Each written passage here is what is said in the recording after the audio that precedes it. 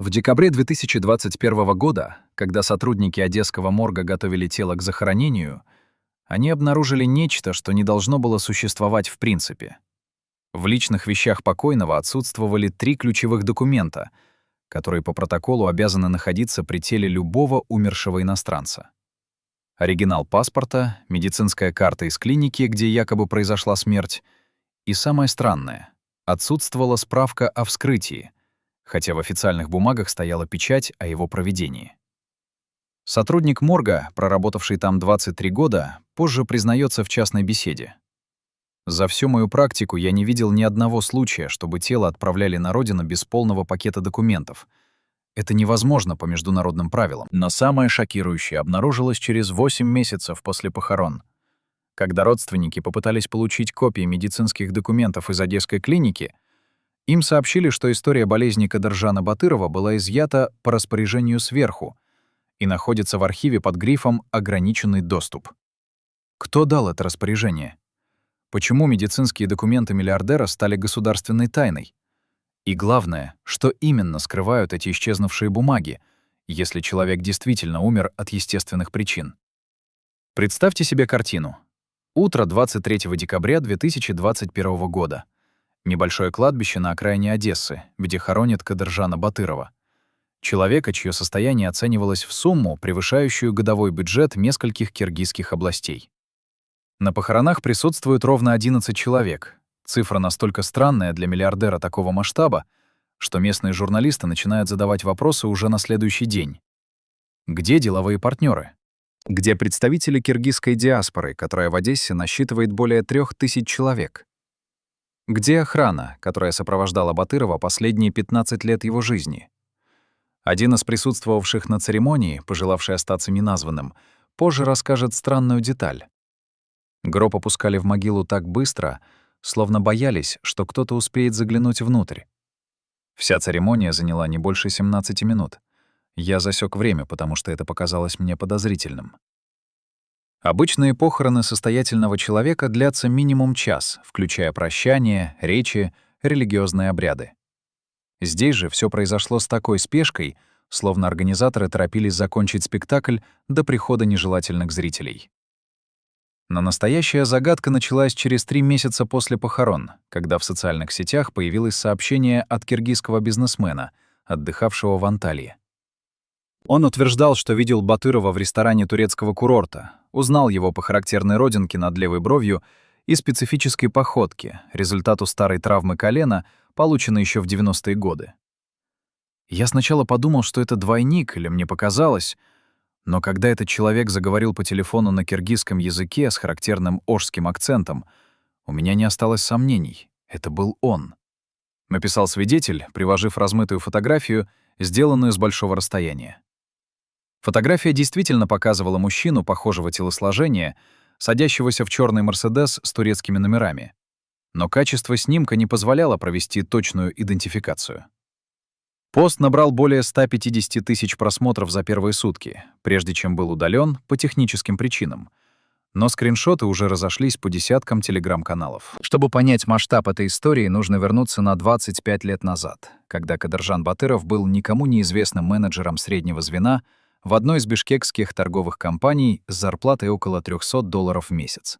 Сумма, которая в 1997 году считалась вполне приличной для Киргизии. Его коллеги вспоминают скромного, даже застенчивого человека, который ездил на работу на общественном транспорте и обедал в заводской столовой вместе со всеми. Но уже через 3 года, в 2000 году, этот же человек становится владельцем крупнейшей сети магазинов в южном регионе страны, а его состояние, по оценкам экспертов, превышает $15 миллионов. Как скромный менеджер с зарплатой $300 превратился в мультимиллионера за 36 месяцев, официальная версия гласит о удачных инвестициях и правильных деловых решениях. Но люди, знавшие Батырова в те годы, рассказывают другую историю. Историю о таинственном партнере, имя которого никогда не фигурировало в документах, но чье влияние ощущалось в каждой крупной сделке. Этого человека в узких кругах называли просто «куратор». Мужчина средних лет, всегда в темных очках, который появлялся на важных встречах, но никогда не садился за стол переговоров. предпочитая оставаться в тени.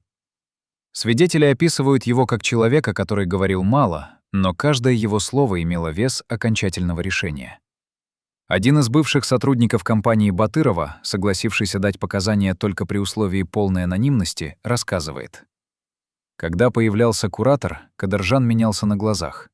Из уверенного босса превращался в послушного исполнителя, записывал каждое слово в блокнот и никогда не задавал вопросов. Кем был этот человек? Представителем какой-то влиятельной структуры или теневым инвестором, вложившим в бизнес Батырова капитал неизвестного происхождения? Самое странное, что после 2005 года куратор исчезает из поля зрения так же внезапно, как и появился. Но именно с этого момента бизнес Батырова начинает расти с невероятной скоростью. К 2010 году его империя включает торговые сети, строительные компании, долю в телекоммуникационном бизнесе и, по слухам, несколько офшорных счетов в европейских банках.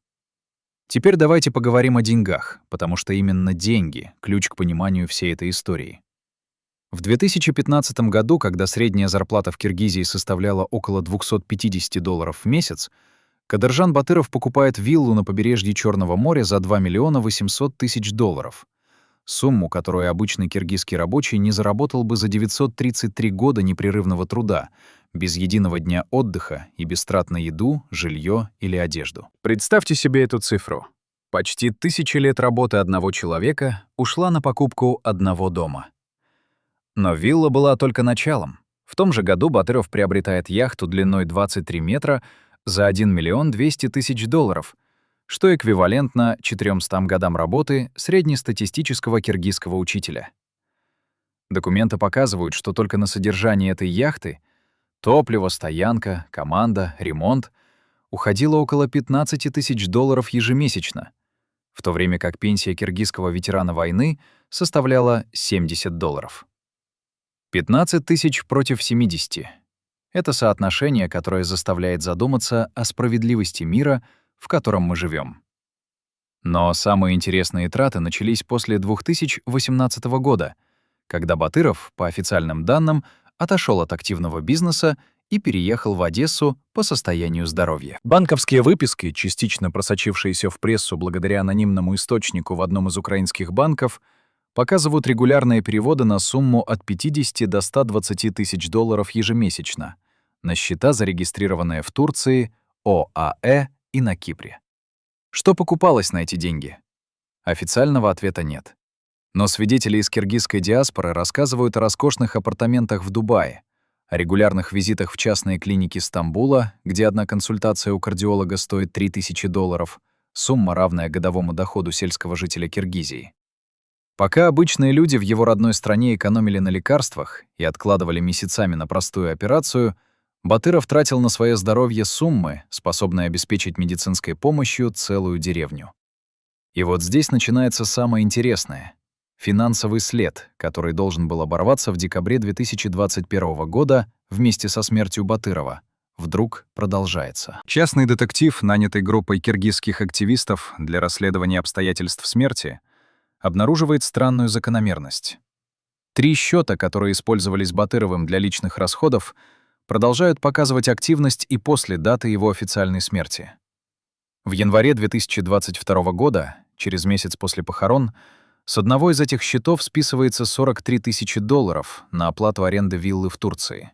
В феврале еще 28 тысяч на покупку автомобиля в Дубае. В марте — 15 тысяч на медицинские услуги в частной клинике Анталии. Банки объясняют это автоматическими платежами по старым договорам.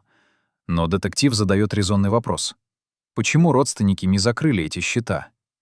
Почему деньги продолжают уходить, словно кто-то все еще пользуется этими услугами? Семья Батырова хранит странное молчание по поводу всех этих вопросов. После похорон его вдова дала только одно короткое интервью местному одесскому изданию, где сказала буквально следующее. «Мой муж умер от сердечного приступа. Это была воля Всевышнего. И я прошу всех оставить нашу семью в покое». Больше она не появлялась на публике, не отвечала на звонки журналистов и, по информации соседей, выехала из одесской квартиры уже в феврале 2022 года, оставив адрес для пересылки почты где-то в Турции. Дети Батырова, 2 сыновей и дочь, также избегают любых контактов с прессой. Их страницы в социальных сетях закрыты для посторонних, а последние публичные фотографии датированы ноябрем 2021 года, то есть за месяц до смерти отца. Такое поведение можно было бы объяснить горем и желанием уединения, если бы не одна деталь. Согласно данным турецкой иммиграционной службы, просочившимся в прессу, все трое детей Батырова получили вид на жительство в Турции в январе 2022 года, через 3 недели после похорон отца. Почему такая спешка? Почему вся семья синхронно покидает Украину сразу после похорон? И почему они выбирают именно Турцию, страну, где, по словам свидетелей, видели человека, похожего на Кадыржана Батырова?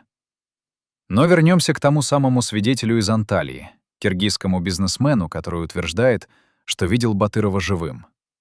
Этот человек, назовем его Азамат, согласился дать развернутое интервью одному из киргизских YouTube-каналов при условии, что его лицо будет скрыто, а голос изменен. То, что он рассказал, заставляет пересмотреть всю историю с самого начала.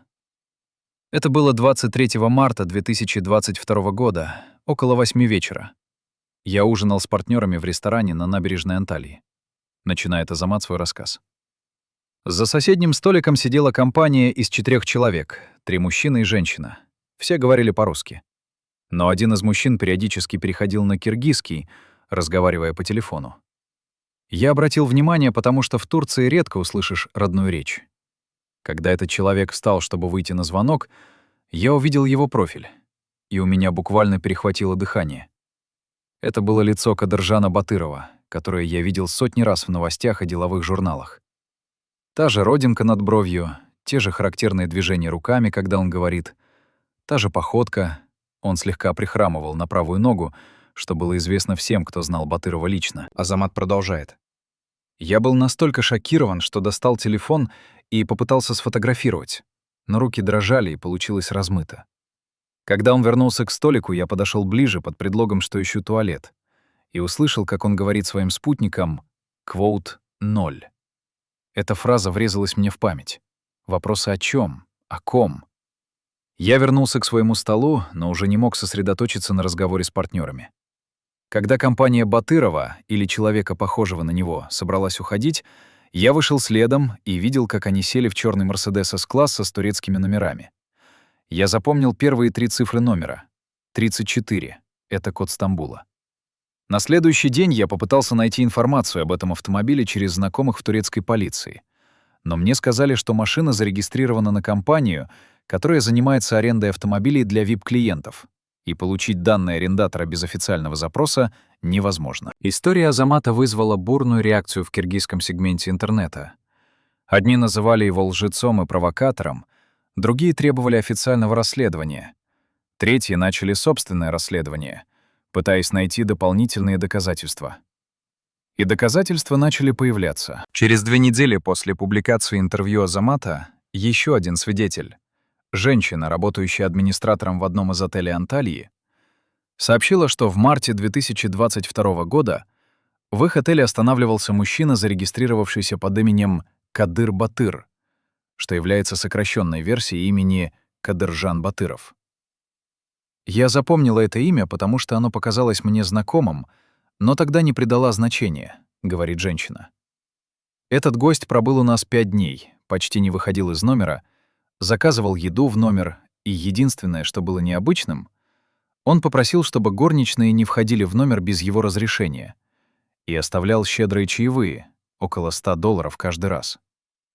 Когда я увидела фотографию Батырова в новостях об этом расследовании, я поняла — это был он. Я узнала его по глазам и по манере держаться. Но самое сенсационное доказательство появилось в мае 2022 года, когда анонимный источник передал журналистам копию медицинской карты из частной клиники в Стамбуле. В этой карте, датированной апрелем 2022 года, через 4 месяца после официальной смерти Батырова, значится пациент с инициалами КБ, мужчина 63 лет, обратившийся с жалобами на боли в сердце. Возраст совпадает с возрастом Батырова. В карте указаны результаты анализов, включая группу крови. Вторая положительная, что также совпадает с медицинскими данными Батырова, известными из его старых документов. Клиника отказалась комментировать эту информацию, ссылаясь на врачебную тайну. Но факт остается фактом. Кто-то с инициалами КБ, подходящего возраста и с совпадающей группой крови, лечился в Стамбуле уже после того, как Кадыржан Батыров был официально похоронен в Одессе. Все эти факты складываются в картину, которая заставляет задать главный вопрос. А был ли вообще кто-то в том гробу, который опустили в землю на Одесском кладбище 23 декабря 2021 года? Эксперты по инсценировке смерти, да, существует и такая профессия, объясняют, что подделать документы о смерти в странах бывшего СССР относительно несложно при наличии нужных связей и достаточного количества денег. Вам нужен коррумпированный врач, который выпишет свидетельство о смерти, сотрудник морга, который подготовит тело, не обязательно настоящее. Можно использовать тело невостребованного умершего, похожего возраста и телосложения. И несколько человек, которые организуют быстрые похороны без лишних свидетелей, объясняет один из таких экспертов, работавший консультантом в нескольких громких делах. Стоимость такой операции в Украине может составлять от 50 до 100 тысяч долларов. Смешная сумма для человека с состоянием Батырова. Самое сложное — это обеспечить молчание всех участников. Но и здесь деньги решают все. Зачем богатому человеку инсценировать собственную смерть? Причин может быть множество, и все они связаны с одним словом — проблемы. Проблемы с законом, проблемы с кредиторами, проблемы с партнерами, проблемы с властями. В случае Батырова, по информации из источников, близких к киргизским правоохранительным органам, против него велось как минимум 3 расследования по обвинениям в уклонении от уплаты налогов, отмывании денег и незаконном выводе капитала за рубеж. Общая сумма претензий превышала 20 миллионов долларов.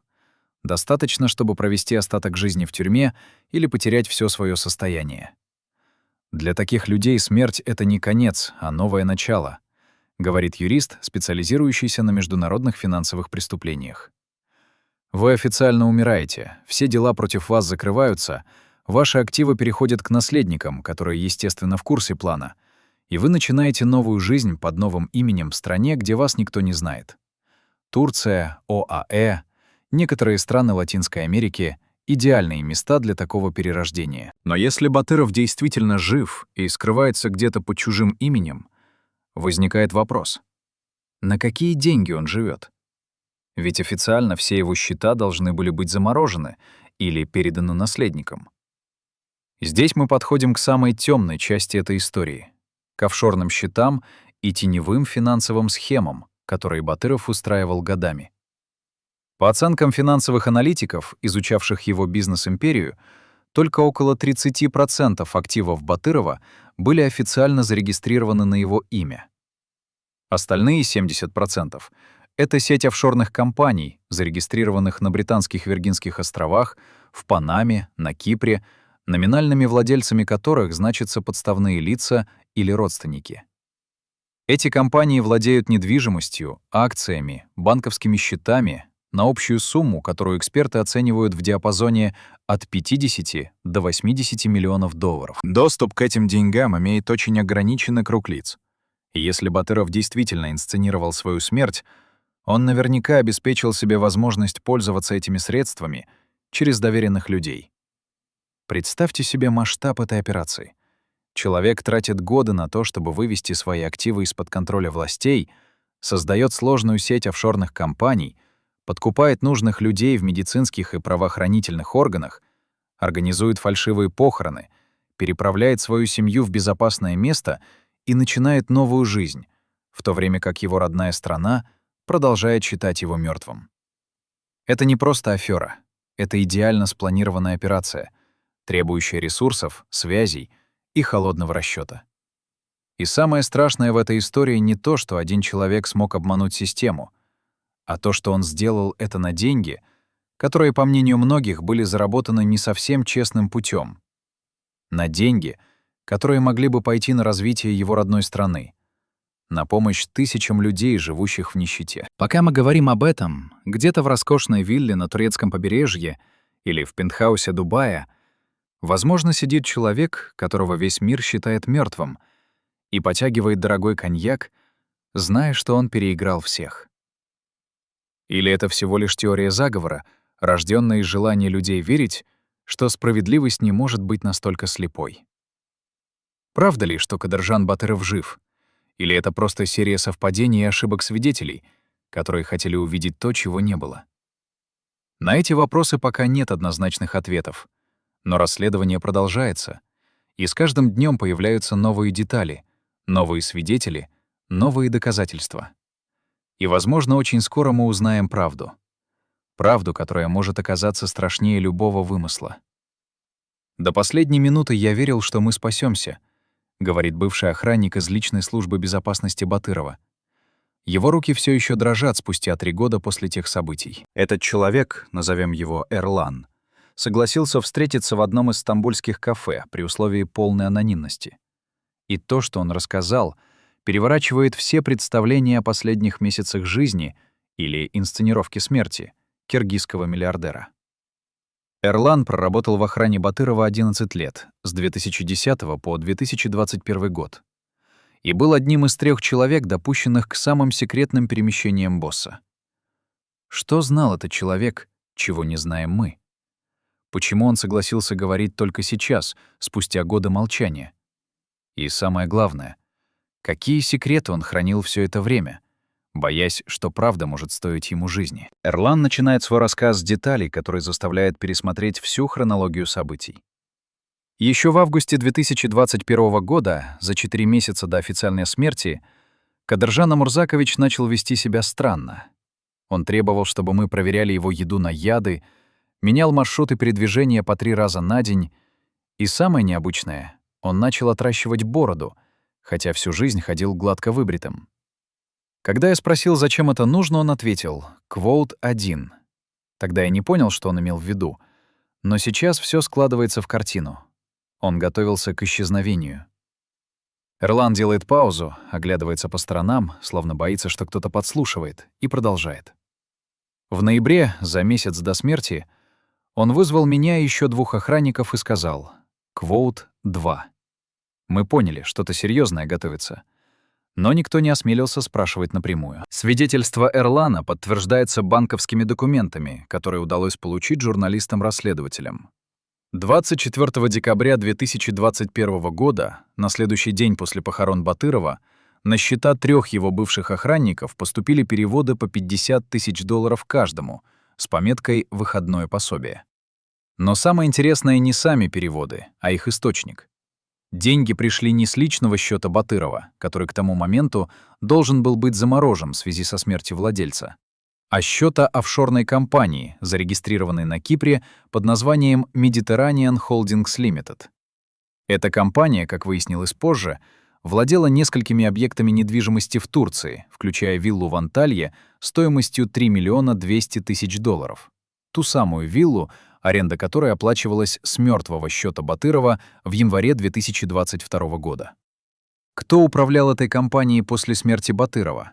Кто имел право подписи на финансовых документах? И почему турецкие власти не заинтересовались подозрительными транзакциями, связанными с человеком, официально числящимся умершим? Но вернемся к рассказу Эрлана, потому что самое шокирующее он рассказал в конце нашей встречи, когда уже собирался уходить.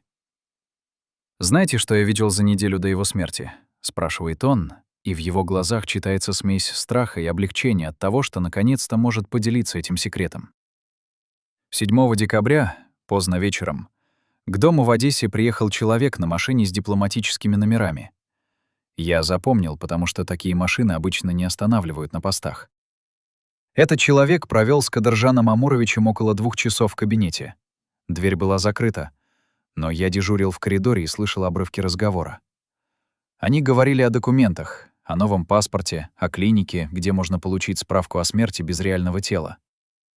Я слышал, как незнакомец сказал «Квоут 6». Когда этот человек уходил, я успел разглядеть его лицо. Европеец, лет 50, седые волосы, дорогой костюм. И самое главное, на его запястье были часы «Квоут 7», которые стоят не меньше $100 000. Это был не простой посредник. Это был человек с серьезными связями и ресурсами. Описание этого таинственного визитера совпадает с показаниями еще одного свидетеля — соседки Батырова по Одесскому дому, пожилой женщины по имени Людмила Петровна, которая в те дни гуляла с собакой и видела, как к подъезду подъехала черная Ауди с затемненными стеклами. Я запомнила эту машину, потому что она стояла с включенным двигателем почти 2 часа, а водитель все это время сидел внутри и курил, рассказывает Людмила Петровна. Когда из подъезда вышел пассажир этой машины, я обратила внимание, что он нес кожаный... Через несколько дней после этой встречи, 11 декабря 2021 года, Батыров внезапно отменил все свои деловые встречи и, по словам его секретаря, сказал, что уезжает на несколько дней по личным делам и будет недоступен. Куда он уезжал? С кем встречался? И что произошло в те дни, которые стали последними перед его официальной смертью? Частный детектив Андрей Ковальчук, которого наняла группа киргизских активистов для расследования обстоятельств смерти Батырова, потратил 8 месяцев на то, чтобы восстановить передвижение миллиардера в последние недели его жизни. То, что он обнаружил, заставляет усомниться в официальной версии событий. С 11 по 15 декабря Батыров исчезает из поля зрения. Нет записей с камер наблюдения возле его дома, нет транзакций по его кредитным картам, нет звонков с его мобильного телефона. Объясняет Ковальчук, разложив перед нами папку с документами и фотографиями. Но 16 декабря он появляется снова, и вот здесь начинается самое интересное. Камера на заправочной станции в 50 километрах от Одессы фиксирует его автомобиль. Чёрный, подчеркивание, квоут 1.0, подчеркивание, с украинскими номерами, который зарегистрирован на его имя. За рулем сидит сам Батыров, это видно на записи. Но рядом с ним в машине находится еще один человек, лица которого не видно из-за угла съемки. Кто был этот пассажир? Куда они ехали? И почему Батыров сам вел машину, хотя у него всегда был личный водитель? Ковальчук продолжает свое расследование, показывая нам распечатки телефонных переговоров, полученные из источника в одной из украинских телекоммуникационных компаний. 18 декабря, за 5 дней до официальной смерти, с телефона Батырова было совершено 7 звонков на турецкие номера, 3 звонка на номера ОАЭ и 1 звонок на номер, зарегистрированный на Кипре. Детектив указывает на список номеров, обведенных красным маркером. Мы попытались установить владельцев этих номеров, но все они оказались зарегистрированы на подставных лиц или на компании, которые существуют только на бумаге. Однако один из номеров привел нас к интересному открытию. Это был номер частной клиники в Стамбуле, которая специализируется на пластической хирургии и, что особенно важно, на изменении внешности для клиентов, желающих остаться анонимными. Клиника отказалась предоставить информацию о своих пациентах, но мы нашли бывшего сотрудника, который подтвердил, что в декабре 2021 года в клинике действительно находился пациент, подходящий по описанию к Батырову. Этот бывший сотрудник клиники, медсестра по имени Айше, согласилась поговорить с журналистами при условии, что ее настоящее имя не будет раскрыто. Я помню этого пациента, потому что он вел себя очень странно. Требовал, чтобы его осматривали только в отдельной палате, отказывался от общения с другим медперсоналом и всегда приходил в сопровождении 2 охранников, которые стояли у двери, рассказывает Айше. Он консультировался с нашим главным хирургом по поводу ринопластики и изменения формы подбородка, процедур, которые могут существенно изменить внешность человека. Я не знаю, сделал ли он эти операции в итоге, потому что через несколько дней он исчез, и больше я его не видела. Но я запомнила одну деталь. Когда он расплачивался за консультацию, я случайно увидела имя на его кредитной карте. И это было не турецкое имя, а что-то похожее на квот 11 или квот 12. Тогда я не придала этому значения, но когда увидела фотографии Батырова в новостях об этом расследовании, я поняла — это был он. Теперь давайте поговорим о медицинских тайнах, которые окружают последние годы жизни Батырова, потому что именно здесь скрывается ключ к пониманию всей этой истории. Что происходило, когда у Кадыржана Амуровича начинались головные боли или проблемы с сердцем? Его личный врач, кардиолог Виктор Семенович Гриценко, вызывался в особняк в любое время суток, иногда даже в 3 часа ночи. Никакие диагнозы не попадали в официальные медицинские документы. Все записи велись в личном блокноте врача, который он всегда носил с собой. Но архивы службы безопасности, частично рассекреченные после смерти Батырова, содержат список медикаментов, которые регулярно заказывались для миллиардера через специальные каналы из-за границы. Этот список открывает глаза на правду, которую Кадыржан Батыров скрывал от народа Киргизии на протяжении последних 10 лет своей жизни. Он страдал от серьезного заболевания сердца, которое требовало постоянного приема дорогостоящих препаратов и регулярного медицинского наблюдения. В списке медикаментов значится Кардарон — препарат для лечения аритмии стоимостью около $300 за упаковку, который Батыров принимал ежедневно. Плавикс — средство для разжижения крови, предотвращающее образование тромбов, цена которого составляет около $200 в месяц. И самое дорогое — экспериментальный препарат Энтристо, который в те годы только проходил клинические испытания и стоил около $800 за месячный курс. Общая стоимость медикаментов, которые Батыров принимал ежемесячно, составляла около $1300, сумма, равная годовому доходу сельского учителя в Киргизии. Но это были только таблетки. Каждые 3 месяца Батыров летал в частную клинику в Германии для комплексного обследования, стоимость которого составляла от 15 до 20 тысяч евро за визит. Представьте себе, пока обычные киргизские пациенты с сердечными проблемами месяцами ждали бесплатной операции в государственных больницах, где не хватало элементарного оборудования, Батыров тратил на свое здоровье суммы, которых хватило бы на лечение сотен людей. Доктор Гриценко, личный кардиолог Батырова, исчез сразу после смерти своего пациента. Его телефон не отвечает, квартира в Одессе пустует, а соседи говорят, что видели, как он уезжал с большими чемоданами в конце декабря 2021 года. Куда делся врач, который знал все медицинские секреты миллиардера?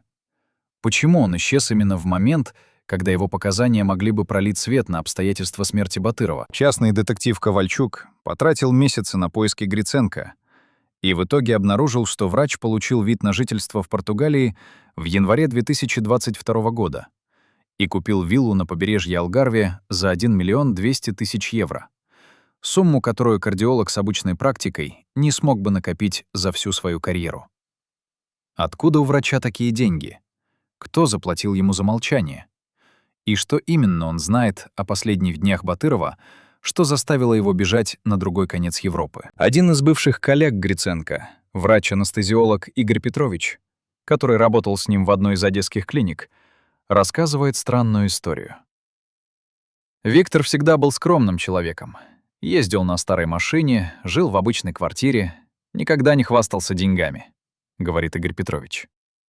Но в ноябре 2021 года он вдруг изменился. Стал нервным, рассеянным. Несколько раз я заставал его за тем, что он уничтожал какие-то документы в шредере. Когда я спросил, что случилось, он ответил: «Квоут 1.6». Я не понял тогда, что он имел в виду. Но после исчезновения Батырова и самого Виктора все стало ясно. Он был частью этой операции.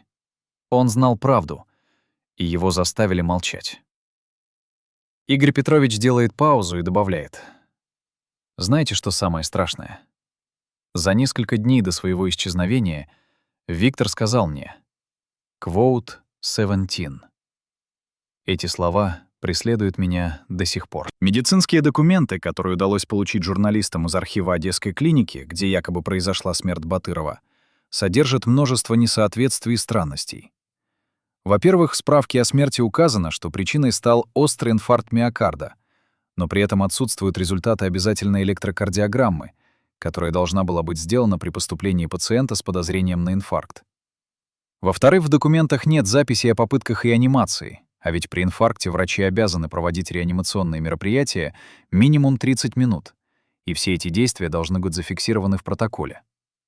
В-третьих, и это самое подозрительное, справка о смерти подписана врачом, который, когда журналисты попытались связаться с этим врачом для комментариев, выяснилось, что он уволился из клиники через неделю после смерти Батырова и уехал в неизвестном направлении, оставив только электронный адрес для связи, который больше не отвечает. Эксперт-криминалист Дмитрий Соколов, который специализируется на расследовании подделок медицинских документов, изучил копии справок о смерти Батырова и пришел к шокирующему выводу. Эти документы содержат как минимум 5 признаков фальсификации, объясняет Соколов, указывая на детали в документах. Во-первых, печать клиники нанесена неравномерно, что говорит о том, что использовалась не оригинальная печать, а ее копия или подделка. Во-вторых, подпись врача выполнена слишком ровно, без естественных колебаний, характерных для живого почерка. Это признак того, что подпись могла быть отсканирована и вставлена в документ цифровым способом. В-третьих, дата смерти написана другими чернилами, чем остальной текст. Это видно при увеличении, цвет немного отличается. В-четвертых, в документе использован бланк старого образца, который клиника перестала использовать еще в 2020 году. И в-пятых, регистрационный номер справки не соответствует системе нумерации, принятой в этой клинике. Соколов делает вывод. С вероятностью 90% могу утверждать, что эти документы были подделаны. Причем подделаны профессионально, с использованием настоящих бланков и печатей, что говорит о причастности кого-то из сотрудников клиники. Но самое мистическое в этой истории — это то, что мало кто знает о суеверной стороне характера Кадыржана Батырова. Человек, который публично позиционировал себя как рационального бизнесмена, в частной жизни панически боялся проклятий, дурных предзнаменований и мистических предсказаний. В личном архиве Елены, жены Батырова, который частично попал в руки журналистов после ее отъезда из Одессы, была обнаружена записная книжка с адресами и телефонами людей, которых она называла консультантами. Среди этих контактов значилась некая Зухра из села Арсланбоб в Киргизии. Женщина, которая, по слухам, обладала даром предвидения и к которой обращались многие влиятельные люди страны. Согласно записям в блокноте Елены, последний визит к Зухре состоялся в октябре 2020 года, за 14 месяцев до официальной смерти Батырова. Журналистам удалось найти эту женщину и взять у нее интервью. Зухра, пожилая женщина лет 70, с седыми волосами и проницательным взглядом, сначала отказывалась говорить, ссылаясь на то, что не имеет права раскрывать чужие секреты. Но когда ей показали фотографии Батырова и объяснили, что речь идет о возможной инсценировке смерти, она согласилась рассказать часть того, что знает. «Они приехали ко мне поздно вечером на черной машине с затемненными стеклами», начинает Зухра свой рассказ, сидя в своем небольшом доме, где пахнет травами и горит свеча. Мужчина и женщина, оба очень напряженные, испуганные. Мужчина сразу спросил. Я взяла его руку, посмотрела на линии, и то, что я увидела, заставило меня замолчать. Его линия жизни обрывалась резко, но потом продолжалась снова, только уже другим цветом, словно это была жизнь другого человека. Я сказала ему «Квот 22». Зухра продолжает, и ее голос становится тише, почти шепотом. Он спросил. Я ответила. Женщина, которая была с ним, заплакала и спросила. Я посмотрела на нее и сказала. Они ушли молча, оставив мне конверт с деньгами. Там было $5000, больше, чем я зарабатываю за год. Я не хотела брать эти деньги, но мужчина сказал «Квоут 27». С тех пор я не слышала о них ничего, пока не увидела в новостях, что он умер. Но я знаю, он не умер. Он просто исчез, как я и предсказала. Рассказ Зухры может показаться мистикой и суеверием, но он удивительным образом совпадает с реальными событиями. Визит к гадалке в октябре 2020 года, начало подготовки к исчезновению в августе 2021, консультации в клинике пластической хирургии в декабре и, наконец, инсценировка смерти 23 декабря. Все это выглядит как тщательно спланированная операция, но основанная на мистическом предсказании, в которое Батыров поверил всей душой. Возможно ли, что успешный бизнесмен, управлявший империей стоимостью в десятки миллионов долларов, принимал жизненно важные решения на основе слов сельской гадалки? Или это предсказание просто совпало с его собственными планами, которые он вынашивал уже давно? И визит к Зухре был лишь способом получить мистическое подтверждение того, что он уже решил сделать. Один из психологов, специализирующихся на поведении людей с большими деньгами и властью, объясняет этот феномен так. Когда человек достигает определенного уровня богатства и влияния, он начинает чувствовать себя уязвимым перед силами, которые не может контролировать.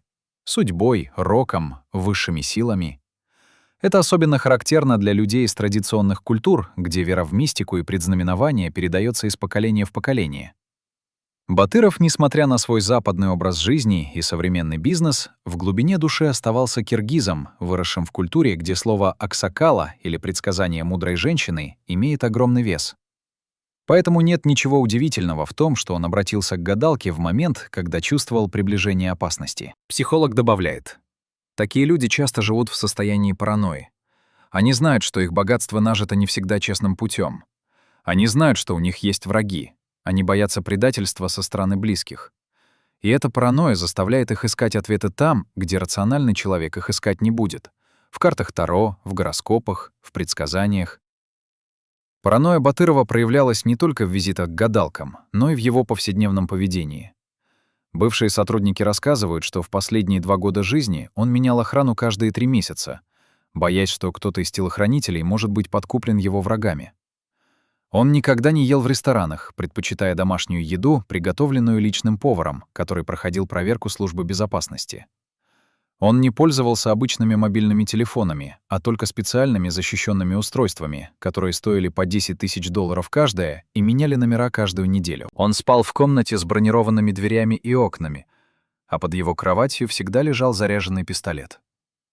Это была жизнь человека, который знал, что в любой момент может стать мишенью. Вопрос только в том, кто нанесет удар первым — власти, конкуренты, бывшие партнеры или кто-то из его собственного окружения. И здесь мы подходим к самой темной части этой истории, к фигуре человека, которого в узких кругах называли предателем. Этот человек был частью ближайшего окружения Батырова на протяжении многих лет, пользовался его полным доверием, знал все секреты бизнеса и личной жизни миллиардера. Но в какой-то момент что-то изменилось. Бывший охранник Эрлон рассказывает. Примерно за полгода до смерти Кадыржана Амуровича я заметил, что один из его ближайших советников начал вести себя странно. Он стал чаще отлучаться на подчеркивание, квоут, нижнее подчеркивание, 29, нижнее подчеркивание, которые не фиксировались в официальном расписании. Он начал задавать вопросы о маршрутах передвижения босса, о системе безопасности дома, о том, где хранятся важные документы. Когда я доложил об этом начальнику службы безопасности, мне сказали «квоут 30». Но я продолжал наблюдать, и то, что я увидел, заставило меня понять. Этот человек готовил что-то серьезное. Кем был этот предатель? Почему он решил предать человека, который сделал его богатым и влиятельным? Какова была его мотивация? Деньги, месть, страх или что-то еще? Эти вопросы остаются без ответа, потому что личность предателя до сих пор не раскрыта официально, хотя в узких кругах киргизской диаспоры ходят слухи о том, кто это мог быть. Некоторые называют имя бывшего финансового директора компании Батырова, который внезапно уволился в сентябре 2021 года и переехал в Дубай. Другие указывают на одного из племянников Батырова, который, по слухам, имел конфликт с дядей из-за наследства. Третьи говорят о таинственном партнере по бизнесу, который исчез из публичного поля зрения еще в 2019 году. Но кем бы ни был этот человек, одно ясно — он сыграл ключевую роль в событиях, которые привели к исчезновению Батырова, и, возможно, именно он знает всю правду о том, что произошло на самом деле. Представьте себе сцену. Поздний вечер, роскошный кабинет в одесском особняке. Двое мужчин сидят друг напротив друга за массивным столом из красного дерева. Один из них — Кадыржан Батыров, миллиардер, который чувствует, что стены сжимаются вокруг него, что время уходит, что нужно действовать быстро. Другой — человек, которому он доверял годами, но который уже принял решение, что пришло время спасать себя, даже если это означает предать того, кто дал ему все. Они говорят о деньгах, о документах, о планах побега, но один из них уже знает, что эти планы никогда не осуществятся так, как задумано. Потому что он уже сделал звонок, уже передал информацию тем, кто заинтересован в том, чтобы Батыров исчез. Навсегда или только на бумаге — это уже детали. Эта сцена не выдумка, а реконструкция событий, основанная на показаниях свидетелей и анализе обстоятельств. Произошла ли она именно так, мы не знаем. Но логика событий указывает на то, что предательство было, и оно было тщательно спланировано. Теперь вернемся к финансовому следу, потому что деньги не лгут, и они рассказывают свою собственную историю. После официальной смерти Батырова его активы должны были быть распределены между наследниками согласно завещанию. Но завещание, которое было представлено в украинский суд, вызвало множество вопросов у юристов и финансовых экспертов. Во-первых, оно было составлено всего за 2 недели до смерти. Очень подозрительное совпадение. Во-вторых, в завещании не упоминались офшорные счета и компании, которые, по оценкам экспертов, составляли большую часть состояния Батырова. В-третьих, основным бенефициаром завещания была указана жена, Елена, которая получала контроль над всеми официальными активами, но при этом в документе была странная оговорка.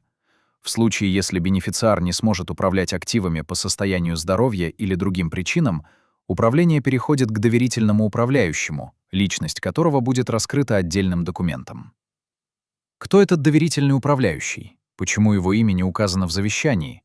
И не является ли этот человек самим Батыровым, управляющим своим состоянием из-за кулис? Финансовый аналитик Сергей Волков, который специализируется на расследовании офшорных схем, изучил структуру активов Батырова и пришел к выводу, что это классическая схема подготовки к исчезновению.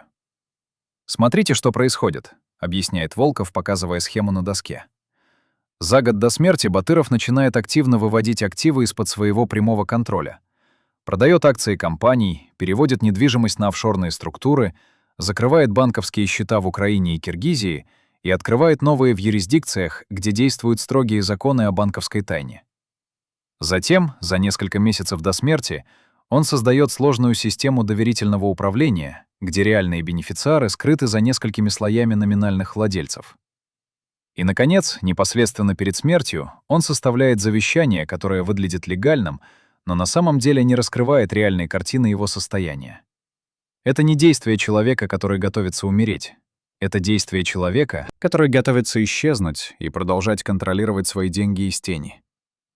Волков продолжает свой анализ. Давайте посмотрим на цифры. Официально в завещании указаны активы на сумму около 12 миллионов долларов. Это недвижимость в Украине, акции нескольких компаний, банковские счета. Но мы знаем из других источников, что реальное состояние Батырова оценивалось в диапазоне от 50 до 80 миллионов долларов. Куда делись остальные 38-68 миллионов? Они не испарились. Они просто находятся в структурах, которые не упомянуты в завещании. И кто контролирует эти структуры? Формально офшорные компании с номинальными директорами. Но кто стоит за этими директорами? Кто даёт им указания? Кто получает прибыль от этих активов? Я готов поспорить, что это либо сам Батыров, либо очень узкий круг людей, действующих по его указаниям. Но самое интересное открытие Волкова касается движения денег после смерти Батырова. Я проанализировал публичные данные о транзакциях компаний, связанных с Батыровым, и обнаружил странную закономерность, говорит аналитик. В первые 3 месяца после его смерти активность этих компаний резко снизилась. Почти никаких крупных сделок, никаких переводов. Всё как будто замерло. Но начиная с апреля 2022 года, ровно через 4 месяца после похорон, активность возобновляется, причём с новой силой. Компании начинают покупать недвижимость в Турции и ОАЭ, открывают новые счета в азиатских банках, инвестируют в криптовалюту. Кто принимает эти решения? Официально — совет директоров этих компаний. Но я связался с несколькими членами этих советов, и все они говорят одно и то же. Квот 33. Главный бенефициар, который не может раскрыть свою личность. Не напоминает ли вам это кого-то? Пока финансовые аналитики изучают движение денег, частные детективы продолжают искать физические доказательства того, что Батыров жив. И эти доказательства начинают появляться. В июне 2022 года, через полгода после официальной смерти, в одном из элитных районов Дубая камера наблюдения торгового центра фиксирует мужчину, который поразительно похож на Батырова. Та же комплекция, та же походка, та же манера держать руки в карманах. Качество записи не позволяет провести точную идентификацию лица, но эксперты по биометрии, изучившие видео, говорят о высокой степени совпадения физических характеристик. Этот мужчина заходит в ювелирный магазин, проводит там около 20 минут и выходит с небольшим пакетом. Сотрудники магазина, опрошенные позже, Вспоминают клиента, который купил золотые часы стоимостью $45 000 и расплатился наличными. Необычно для такой крупной покупки. Большинство клиентов используют кредитные карты. Когда продавец попросил документы для оформления гарантии, мужчина показал паспорт, но держал его так, что было видно только фото, а имя прикрывал пальцем. Он сказал, что торопится, и попросил оформить гарантию на имя компании, а не на физическое лицо, рассказывает продавец. Я запомнил его, потому что он говорил с акцентом, похожим на русский, но не совсем русский, что-то среднеазиатское. Еще один случай произошел в августе 2022 года в Анталье. Местный фотограф, который специализируется на съемке туристов на набережной, случайно сфотографировал группу людей, среди которых был мужчина, поразительно похожий на Батырова. Фотограф не знал, кто это, и выложил фотографии в свой Инстаграм как часть портфолио. Через несколько дней ему позвонил незнакомый человек и предложил $10 000 за удаление этих фотографий и передачу всех копий. Фотограф согласился, удалил фото, но, к счастью для расследователей, несколько человек успели сделать скриншоты до удаления. Эти скриншоты были переданы экспертам по распознаванию лиц, и результаты оказались шокирующими. Программа показала 87% совпадения с фотографиями Батырова из его паспорта. 87%. Это очень высокий показатель, учитывая, что фото было сделано с расстояния и под углом. Кто был тот человек, который заплатил $10 000 за удаление случайной фотографии? И почему эта фотография была настолько важна, что кто-то готов был заплатить такие деньги? Все эти факты, свидетельства, финансовые следы и случайные фотографии складываются в картину, которая заставляет серьезно усомниться в официальной версии смерти Кадыржана Батырова. Но даже если предположить, что он действительно жив и скрывается где-то под чужим именем, возникает вопрос: как долго он сможет поддерживать эту иллюзию? История знает множество случаев, когда люди пытались инсценировать свою смерть и начать новую жизнь. Но большинство из них были раскрыты рано или поздно, потому что невозможно полностью стереть следы прошлого. Невозможно жить, не оставляя новых следов, и невозможно контролировать всех людей, которые знают правду. Рано или поздно кто-то заговорит, кто-то сделает ошибку, кто-то захочет получить свою долю от этой тайны. И тогда вся тщательно выстроенная конструкция рухнет, как карточный домик. Но пока этого не произошло, Кадыржан Батыров, или человек, которого мы знали под этим именем, продолжает оставаться одной из самых загадочных фигур в современной истории Киргизии. Человек, который построил империю из ничего, который жил в роскоши, пока его народ боролся за выживание, который, возможно, обманул саму смерть и продолжает наслаждаться жизнью где-то на солнечных пляжах, пока его могила в Одессе пустует или хранит тело совершенно другого человека. Это история о деньгах и власти, о предательстве и паранойе, о том, как далеко может зайти человек, чтобы сохранить то, что он считает своим. Это история, которая еще не закончена, потому что правда все еще где-то там, скрытая за слоями лжи, офшорных компаний, поддельных документов и молчания тех, кто знает, но боится говорить. И вот вопрос, который должен задать себе каждый, кто слушает эту историю. Если завтра появятся неопровержимые доказательства того, что Батыров жив, что это изменит? Вернутся ли деньги, которые он вывел из страны? Понесет ли он наказание за свои преступления? Или он продолжит жить в безнаказанности, защищенный своим богатством и связями? И самое главное, сколько еще таких Батыровых существует в мире? Людей, которые живут по своим правилам, для которых законы написаны не для них, которые могут купить себе новую жизнь, новое лицо, новое имя и продолжать наслаждаться плодами своих, возможно, нечестных трудов. Эти вопросы остаются открытыми, и ответы на них могут оказаться гораздо более тревожными, чем мы готовы признать. Представьте себе группу из 12 человек, которые знали абсолютно все о Кадыржане Батырове. Каждую медицинскую тайну, каждый план эвакуации, каждый секретный счет в офшорных банках, каждый туннель под его особняками в 3 странах. Эти люди не были простыми охранниками или секретарями. Это была элита его теневой империи. Люди, которым он доверял больше, чем собственным детям, потому что они держали в руках нити, способные либо спасти его, либо уничтожить одним телефонным звонком. 22 декабря 2021 года, за день до официальных похорон, Эти 12 человек собрались в конференц-зале одного из стамбульских отелей. Встреча, которая не фигурирует ни в каких документах, но о которой рассказал один из участников, согласившийся на интервью только после того, как получил гарантии безопасности и новое имя в рамках программы защиты свидетелей. Что заставило этих людей, связанных клятвой молчания и щедро оплаченных за лояльность, собраться именно в этот момент, когда весь мир должен был оплакивать их босса? Какое решение они приняли в тот вечер, которое изменило судьбу не только Батырова, но и каждого из них? И самое тревожное — почему из этих 12 человек сегодня в живых остались только 7, а остальные 5 погибли при странных обстоятельствах в течение следующих 18 месяцев? 2 в автомобильных авариях, 1 от внезапной остановки сердца в возрасте 38 лет, 1 утонул во время отдыха на яхте, и еще 1 просто исчез, и его тело так и не было найдено.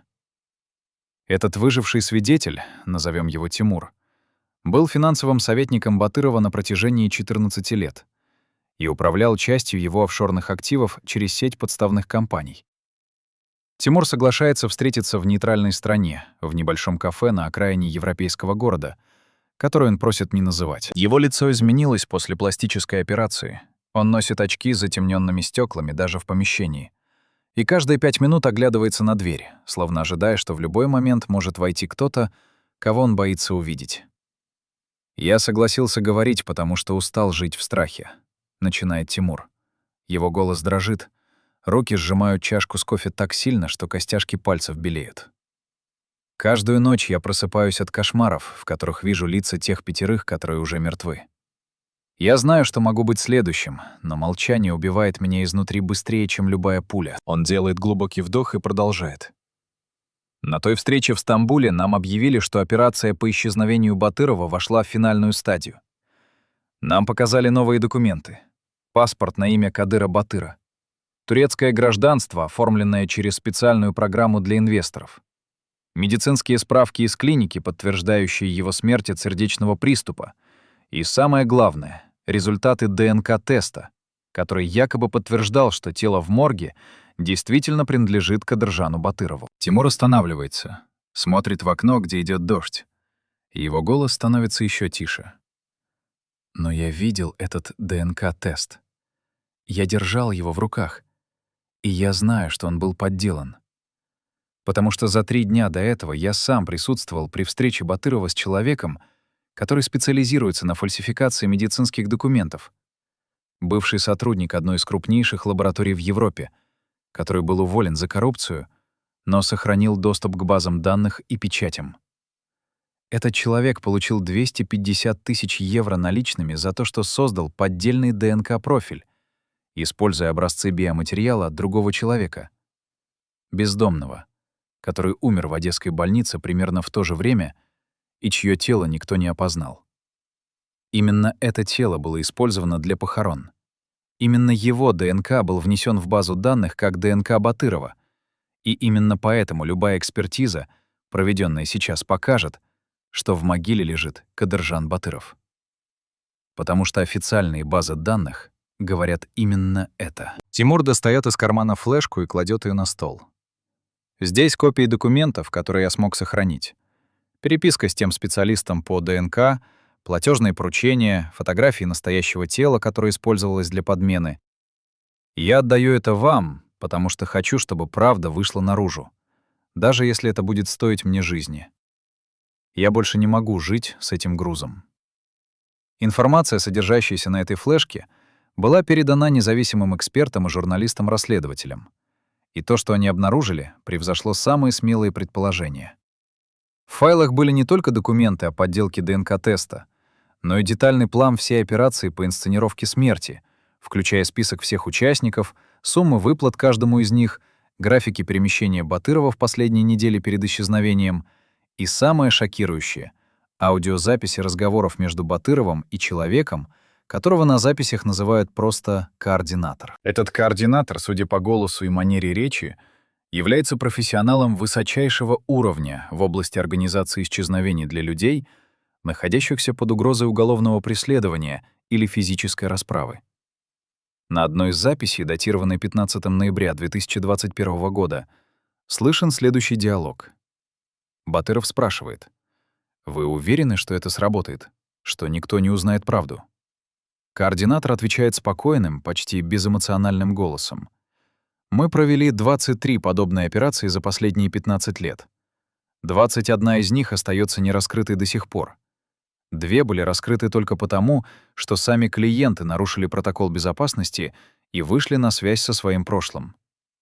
Если вы будете следовать всем инструкциям, если не будете пытаться связаться с родственниками или друзьями, если согласитесь на изменение внешности и полную смену идентичности, вы проживете остаток жизни в комфорте и безопасности.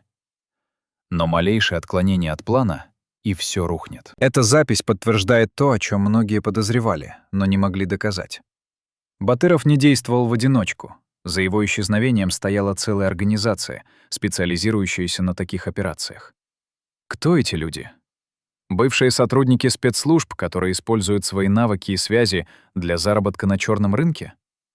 Частная компания, предоставляющая услуги по исчезновению для богатых клиентов, готовых заплатить миллионы за новую жизнь? Или это более зловещая структура, связанная с международной организованной преступностью, которая помогает своим людям уходить от правосудия? Эксперты по международной безопасности, изучившие материалы с флешки Тимура, говорят, что такие организации действительно существуют и работают в серой зоне между легальным бизнесом и преступностью. «Они предоставляют полный пакет услуг», — объясняет один из экспертов, бывший офицер Интерпола. «Поддельные документы высочайшего качества, которые проходят любые проверки. Пластическая хирургия в клиниках, которые не задают вопросов и не ведут официальных записей. Финансовая схема для перевода активов через офшоры так, чтобы их невозможно было отследить. Новое жилье в странах, где не действует международное соглашение о выдаче преступников. И самое главное — полное стирание цифрового следа. Удаление фотографий из баз данных, изменение записей в медицинских архивах, создание ложных следов, которые уводят следствие в неправильном направлении. Стоимость такой операции начинается от $5 миллионов и может доходить до 20 миллионов, в зависимости от сложности случая и уровня угрозы для клиента. Для Батырова, чье состояние оценивалось в десятки миллионов долларов, заплатить даже 20 миллионов за возможность избежать тюрьмы и начать новую жизнь было бы разумной инвестицией. Но возникает вопрос. Если он действительно заплатил такие деньги и получил новую идентичность, почему продолжают появляться свидетели, которые утверждают, что видели его? Почему его финансовые следы все еще можно отследить? Почему люди из его ближайшего окружения начинают говорить? Ответ может быть в том, что даже самая совершенная операция по исчезновению имеет слабые места. И эти слабые места — люди. Люди, которые знают правду, люди, которые могут быть подкуплены или запуганы, люди, которые в какой-то момент решают, что молчание больше не стоит тех денег, которые им платят, или тех рисков, которым они подвергаются. И Тимур — лишь первый из этих людей, кто решил заговорить. Сколько еще таких свидетелей ждут своего часа? Сколько еще секретов будет раскрыто в ближайшие месяцы и годы? Но давайте вернемся к физическому состоянию Батырова в последние месяцы перед его исчезновением, потому что именно здесь кроется ключ к пониманию его мотивации. Человек, который решает инсценировать собственную смерть, обычно делает это не от хорошей жизни. Его либо преследуют власти, либо угрожают кредиторы, либо он чувствует, что его здоровье ухудшается настолько, что скоро он не сможет контролировать ситуацию.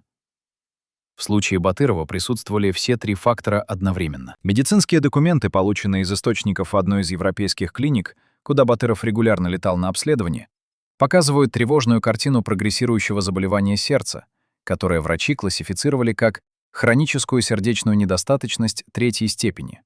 Состояние, при котором человек испытывает одышку даже при минимальной физической нагрузке, постоянную усталость, отеки конечностей и периодические приступы аритмии, которые могут привести к внезапной остановке сердца. Врачи предупреждали Батырова, что без серьезного хирургического вмешательства, операции по шунтированию или даже трансплантации сердца, он проживет не больше 3-5 лет. Но операция такого масштаба требовала не только денег, которых у Батырова было достаточно, но и времени на восстановление, Минимум 6 месяцев, в течение которых он был бы прикован к больничной койке, беспомощен, уязвим для любых угроз извне. Для человека, который жил в состоянии постоянной паранойи, который не доверял даже собственной тени, перспектива провести полгода в беспомощном состоянии была равносильна смертному приговору. Поэтому он выбрал другой путь. Вместо того, чтобы лечиться официально, он решил исчезнуть, получить новую идентичность и пройти лечение уже под другим именем, в клинике, где никто не будет знать его настоящую личность, и где он сможет контролировать информацию о своем состоянии. Один из врачей, который консультировал Батырова в последние месяцы, рассказывает: он был одержим идеей сохранить контроль над ситуацией даже в момент максимальной слабости. Он говорил мне: «Я не могу позволить себе быть слабым на глазах у тех, кто ждет моего падения. Если они узнают, что я болен, они набросятся на меня, как стая волков на раненого оленя». Эта метафора очень точно описывала его мировоззрение. Он видел себя окружённым хищниками, которые только и ждут момента, чтобы разорвать его на части и поделить его империю. Физическая немощь Батырова в последние месяцы становилась всё более заметной для тех, кто находился рядом с ним. Охранники рассказывают, что он начал пользоваться тростью, хотя публично никогда не показывался с ней. Трость оставалась в машине, и он брал её только когда был уверен, что никто посторонний не видит. Его личный повар получил инструкции готовить только легкую пищу, потому что Батыров жаловался на постоянную тошноту и проблемы с пищеварением. Побочные эффекты от огромного количества лекарств, которые он принимал ежедневно. Список этих лекарств, найденный в его одесской квартире после исчезновения, включал 23 наименования. От препаратов для сердца до обезболивающих, от снотворных до антидепрессантов. 23 разных таблетки каждый день — это не жизнь, это медленное умирание, растянутое во времени, когда каждое утро начинается с вопроса «доживу ли я до вечера?». Человек, который принимает решения о судьбах миллионов, который контролирует финансовые потоки, сравнимые с бюджетами небольших стран, дрожал, когда вставал с кресла, потому что его сердце могло не выдержать даже этого простого движения. Эта физическая деградация была не просто личной трагедией Батырова. Она была символом краха всей его империи, построенной на образе сильного, непобедимого лидера. Когда люди начали замечать, что он слабеет, когда слухи о его болезни стали просачиваться в деловые круги, его партнеры начали искать способы дистанцироваться от него. Его конкуренты почувствовали возможность захватить его активы, а власти усилили давление, понимая, что окно возможностей для привлечения его к ответственности сужается. Батыров оказался в ловушке. С одной стороны, его тело отказывалось служить ему. С другой, внешний мир готовился нанести удар в самый уязвимый момент. И единственным выходом из этой ловушки было исчезновение. Не физическая смерть, а смерть юридическая, смерть на бумаге, которая позволила бы ему выиграть время, пройти лечение в безопасности и, возможно, вернуться позже под другим именем, когда буря утихнет и преследователи потеряют его след. Но вернемся к архивам, потому что именно в архивах хранятся ответы на многие вопросы, которые мучают исследователей этого дела. Какие документы уничтожались в последние дни перед исчезновением Батырова? Что именно он хотел скрыть от мира? И что из этих секретов все-таки всплыло на поверхность благодаря утечкам и свидетельским показаниям? Согласно показаниям бывшего секретаря Батырова, женщины по имени Айгуль, которая работала в его офисе 8 лет, в период с 10 по 20 декабря 2021 года в офисе происходило массовое уничтожение документов. Каждый день приносили коробки с бумагами из архива, и мне давали указание пропускать их через шреддер, рассказывает Айгуль. Я не читала эти документы. Мне было запрещено даже смотреть на них. Но некоторые заголовки я все же успевала заметить. Там были контракты с компаниями, зарегистрированными в офшорных зонах, переписка с чиновниками высокого уровня, финансовые отчеты, которые показывали движение денег через подставные фирмы, и что-то, что выглядело как списки людей с суммами напротив каждого имени. Возможно, это были взятки или выплаты за какие-то услуги. Айгуль продолжает. Но самое странное произошло 18 декабря.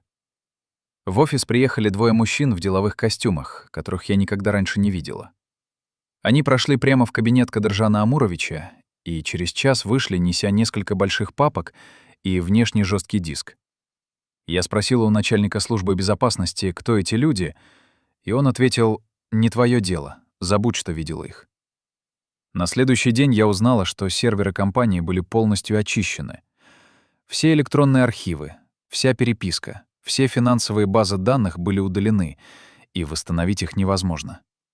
Это была не просто зачистка, это было тотальное уничтожение любых следов деятельности компании за последние 15 лет. Что было в тех документах, которые Батыров так отчаянно пытался уничтожить? Доказательства коррупции на самом высоком уровне? Списки политиков и чиновников, которые получали от него деньги? Схема отмывания денег через международные банки или что-то еще более компрометирующее? Возможно, связи с организованной преступностью или даже с террористическими группировками, которые использовали его финансовые каналы для перевода средств. Частично ответ на эти вопросы дают документы, которые все таки уцелели. Либо потому, что кто-то из сотрудников сохранил копии, либо потому, что они хранились в других местах, до которых команда зачистки не добралась. Один из таких документов — внутренний меморандум компании Батырова, датированный мартом 2019 года, в котором обсуждается проблема с налоговыми органами Киргизии и предлагаются нестандартные решения для урегулирования ситуации. В меморандуме прямым текстом говорится о необходимости выделить средства в размере $3 миллионов для решения вопроса на уровне министерства и обеспечить лояльность ключевых фигур в налоговой службе через личные контакты. Это не просто намек на коррупцию. Это прямое признание в том, что компания Батырова систематически давала взятки государственным чиновникам для избежания налоговых проверок и уголовного преследования. Если бы этот документ попал в руки следствия, он мог бы стать основанием для возбуждения уголовного дела не только против самого Батырова, но и против десятков чиновников, чьи имена фигурируют в списках получателей взяток. Еще один уцелевший документ — это переписка между Батыровым и его финансовым советником, в которой обсуждается схема вывода капитала из Киргизии через цепочку офшорных компаний. В одном из писем Батыров пишет: «Нужно ускорить процесс, пока власти не начали задавать вопросы. К концу года хочу видеть минимум 50 миллионов на счетах в Швейцарии и еще 30 в недвижимости в Дубае. Все должно быть оформлено так, чтобы никто не смог доказать мою связь с этими активами». Это письмо, датированное июлем 2020 года, показывает, что Батыров планировал свой уход задолго до официальной смерти. Он методично выводил деньги из страны, создавал финансовую подушку безопасности, которая позволила бы ему жить в роскоши даже после исчезновения. 50 миллионов в Швейцарии, 30 в недвижимости Дубая. Это $80 миллионов, которые были украдены у народа Киргизии. Потому что эти деньги были заработаны на уклонении от налогов, на коррупционных схемах, на эксплуатации природных ресурсов страны без должной компенсации государству. Но самый шокирующий документ из тех, что удалось обнаружить, — это рукописная записка, найденная в сейфе одесской квартиры Батырова после его исчезновения. Записка написана на киргизском языке, почерк нервный, местами неразборчивый, что говорит о том, что она была написана в состоянии сильного эмоционального напряжения. В записке Батыров обращается к самому себе, словно ведет внутренний диалог. «Я знаю, что то, что я делаю, неправильно. Я знаю, что я предаю свой народ, что я краду у тех, кто доверился мне. Но у меня нет выбора. Если я останусь, меня уничтожат. Либо власти посадят в тюрьму, либо конкуренты физически устранят, либо мое собственное тело откажет мне. Я выбираю жизнь, даже если эта жизнь будет жизнью призрака. Человека без прошлого, без имени, без родины.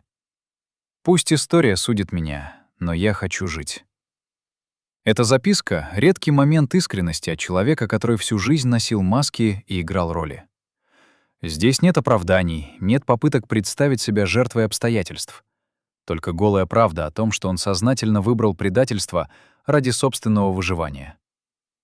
Теперь давайте поговорим о человеке, который сыграл решающую роль в исчезновении Батырова. О том, кого мы называем главным злодеем этой истории. Этот человек был не просто участником операции. Он был ее архитектором.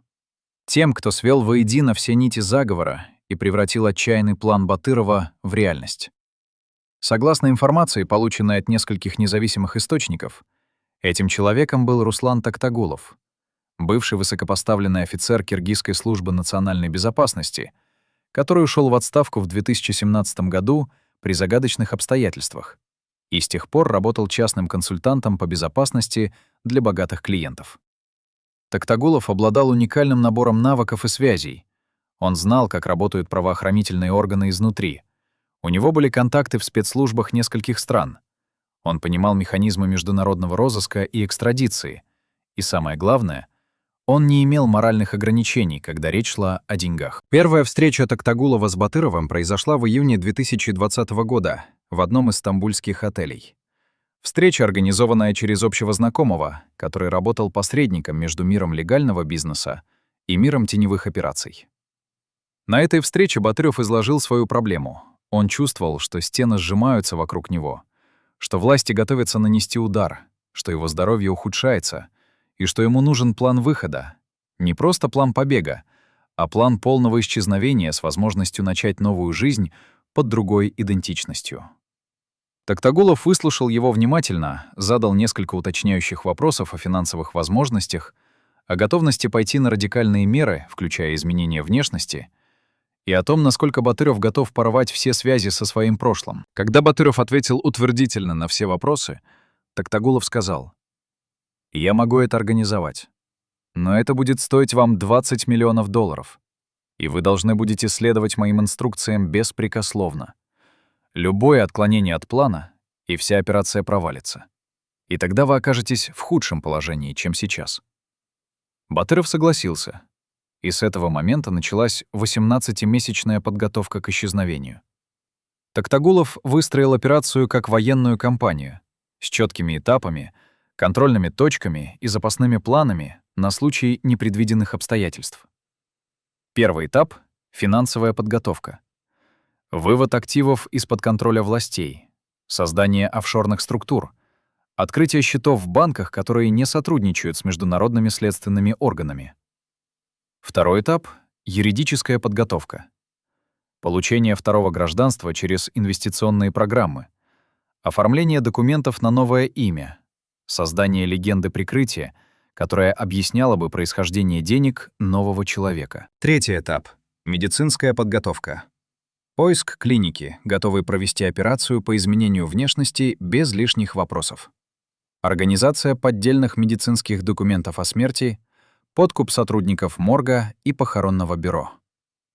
Четвертый этап — физическое исчезновение. Организация ложного следа, которую ведет следствие в неправильном направлении. Обеспечение безопасного перемещения в страну, где Батыров будет жить под новым именем. И создание системы связи, которая позволит ему управлять своими активами, не раскрывая своего местонахождения. Каждый из этих этапов требовал участия десятков людей, от банковских служащих до пластических хирургов, от сотрудников миграционных служб до специалистов по кибербезопасности. И каждый из этих людей должен был быть либо подкуплен, либо запуган, либо обманут относительно истинной цели операции. Токтагулов управлял этой сложной сетью с холодной эффективностью профессионала, который делал подобные вещи не в первый раз. Он лично контролировал каждую деталь, проверял каждый документ, встречался с каждым ключевым участником операции, чтобы убедиться, что они понимают свою роль и не будут задавать лишних вопросов. Он создал систему, в которой никто, кроме него самого и Батырова, не видел полной картины.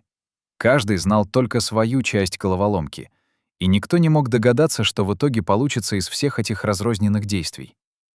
Но даже самая совершенная система имеет слабые места, и слабым местом операции Токтагулова стали люди.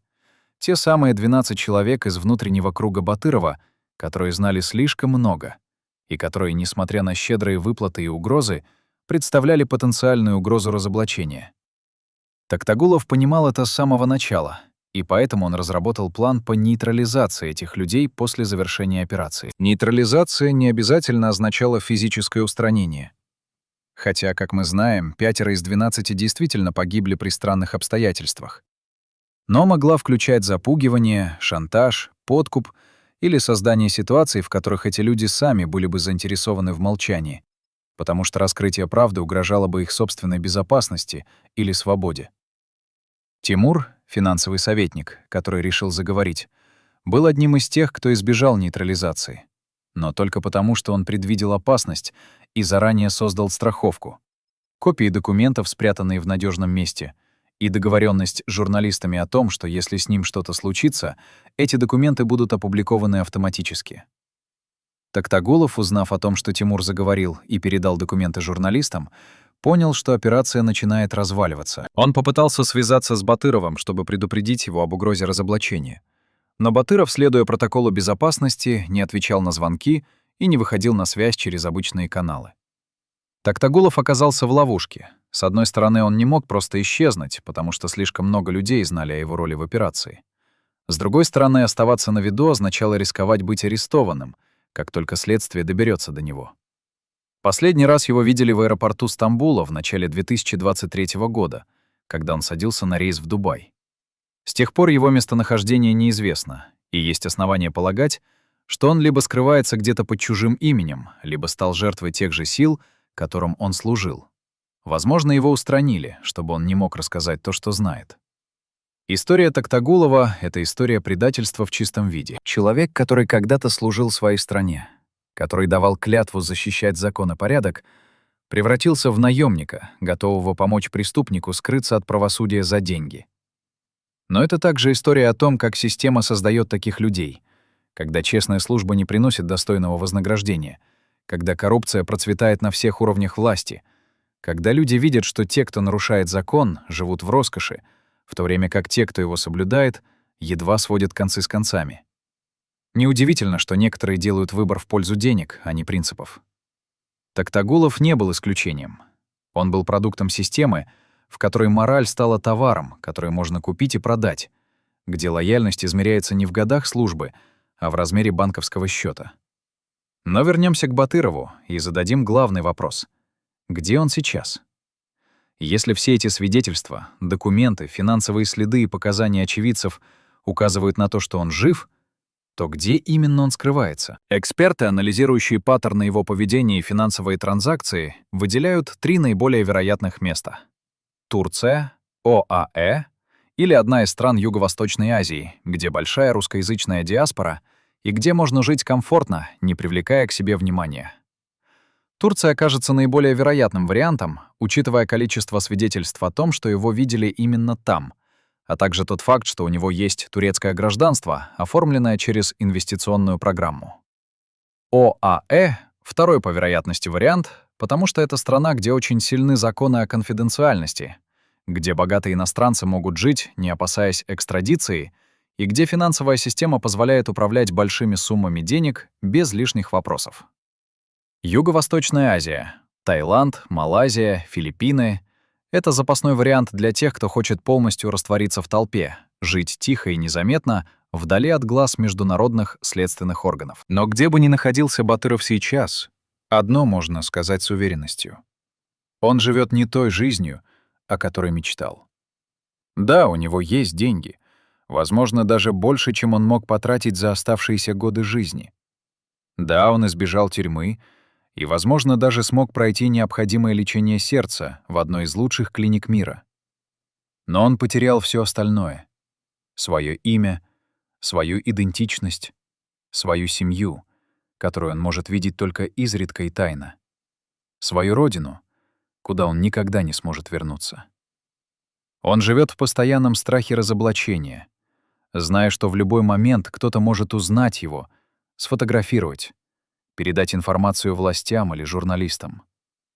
Он не может пользоваться социальными сетями, не может появляться на публике, не может заводить новых друзей, потому что любой новый человек в его жизни — это потенциальная угроза. Это не жизнь. Это существование в золотой клетке, где прутья сделаны не из металла, а из страха и паранойи. И вот финальный вопрос, который должен задать себе каждый, кто следит за этой историей. Стоило ли оно того? Стоили ли все эти деньги, вся эта роскошь, все эти виллы и яхты того, чтобы потерять себя, стать призраком, человеком без прошлого и без будущего? Батыров сделал свой выбор, и теперь он живет с последствиями этого выбора. Но его история — это не только его личная трагедия. Это зеркало, в котором отражается болезнь всего общества — где деньги стали единственной мерой успеха, где моральные принципы приносятся в жертву материальному благополучию, где люди готовы предать все и всех ради того, чтобы сохранить свои богатства. Пока мы живем в таком обществе, будут появляться новые Батыровы, новые Токтагуловы, новые истории о предательстве и исчезновении. И единственный способ остановить этот порочный круг — изменить саму систему, которая создает таких людей и позволяет им безнаказанно грабить свои страны и народы. Впервые за 35 лет человек, который был ответственен за личную безопасность Кадыржана Батырова, в последние 8 месяцев его официальной жизни соглашается говорить перед камерами. Этот человек, назовем его Марат, был не просто охранником, он был тенью Батырова, человеком, который знал каждое его перемещение, каждую встречу, каждый секрет, который миллиардер пытался скрыть от мира. То, что Марат рассказывает сегодня, разрушает последние иллюзии о том, что произошло в декабре 2021 года. От разговоров наедине между Батыровым и его женой в последние недели перед исчезновением, до момента, когда они оба поняли, что пути назад уже нет, до той секунды, когда Марат своими глазами видел, как его босс садился в частный самолет, направлявшийся в неизвестном направлении, в то время как в Одессе готовились к похоронам совершенно другого человека. Это эксклюзивное свидетельство, которое держит вас в напряжении от первого до последнего слова. Потому что Марат не просто рассказывает, он показывает фотографии, сделанные тайно на свой телефон, записи разговоров, которые он вел по указанию самого Батырова, на случай, если что-то пойдет не так, и документы, которые доказывают, то, что мы называли смертью, было величайшей аферой 21 века в Центральной Азии. Марат начинает свой рассказ с того вечера, который изменил все. 15 декабря 2021 года, за 8 дней до официальных похорон. Кадыржан Амурович вызвал меня в свой кабинет около 11 вечера, что само по себе было необычно, потому что в это время он обычно уже отдыхал, — говорит Марат. Его голос звучит устало, словно груз этих воспоминаний давит на него до сих пор. Когда я вошел, он сидел за столом, перед ним лежала открытая бутылка коньяка, но стакан был пуст. Он не пил, просто смотрел на бутылку, словно размышляя о чем то очень важном. Он поднял на меня глаза и сказал: «Квоут 55». Марат останавливается, достает из кармана старый телефон. Не смартфон, а простую кнопочную модель. И показывает его камере. Это телефон, который он дал мне в тот вечер. В нем записан только один номер. Номер, по которому я могу связаться с ним в случае угрозы для его семьи. Или если ситуация выйдет из-под контроля. Я ни разу не звонил по этому номеру. Но я проверял его каждый месяц. И он всегда был активен.